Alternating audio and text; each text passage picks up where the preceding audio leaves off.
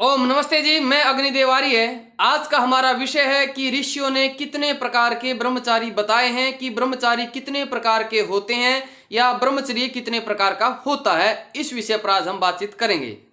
मुख्य रूप से ऋषियों ने दो प्रकार के विभाग किए। मुख्य रूप से एक होते उपकुर्वाणक ब्रह्मचारी और एक है नैष्ठिक ब्रह्मचारी।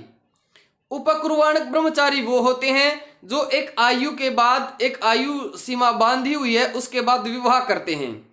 और नैष्ठिक ब्रह्मचारी वो हैं जो आमरण ब्रह्मचारी रहते हैं, यानी कि मृत्यु पर्यंत तक वो विवाह नहीं करते हैं।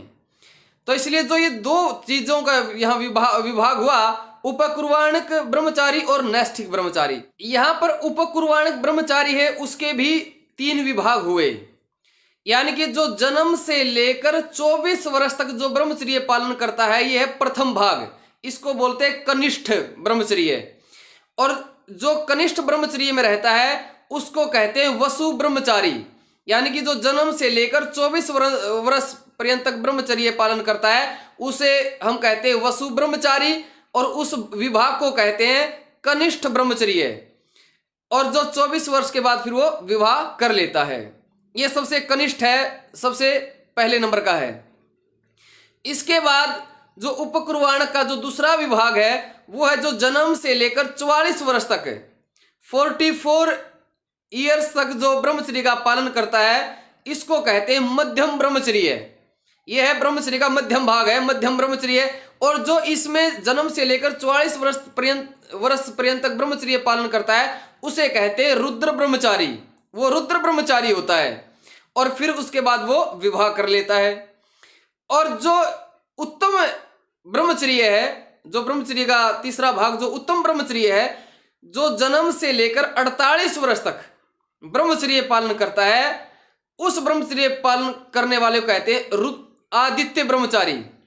जन्म से लेकर 48 वर्ष तक का जो ब्रह्मचर्य का विभाग है वो उत्तम ब्रह्मचर्य है, और जो इस ब्रह्मचर्य का पालन करता है उस पालन करने वाले को कहते हैं आदित्य ब्रह्मचारी, और उसके बाद फिर वो विवाह कर लेता है। तो इस तरह उपकुर्वाणक ब्रह्मचर्य के तीन विभाग हुए। पहले नंबर पर 24 वर्ष तक वाला वसु ब्रह्मचारी, जन्म से लेकर 24 वर्ष तक, जन्म से लेकर 48 और 44 वर्ष तक वाला, जन्म से जो 44 वर्ष तक रहता है उसे कहते हैं रुद्र ब्रह्मचारी, और जन्म से लेकर जो 48 वर्ष तक ब्रह्मचर्य पालन करता है उसे कहते हैं आदित्य ब्रह्मचारी। और उसके बाद फिर वो गृहस्थाश्रम में प्रवेश कर लेते हैं। तो इसी तरह ये विभाग किए गए हैं ब्रह्मचर्य के। जैसे मैं नैष्ठिक ब्रह्मचारी हूँ, हमारे गुरु जी भी नैष्ठिक हैं, हमारे दादा गुरु आचार्य बलदेव जी भी नैष्ठिक रहे हैं, हमारे परदादा गुरु जी आचार्य ओमानंद सरस्वती जी भी, वो भी नैष्ठिक रहे हैं। तो हमारी तो नैष्ठिकों की परंपराएं रही हैं गुरुकुल कालवा की।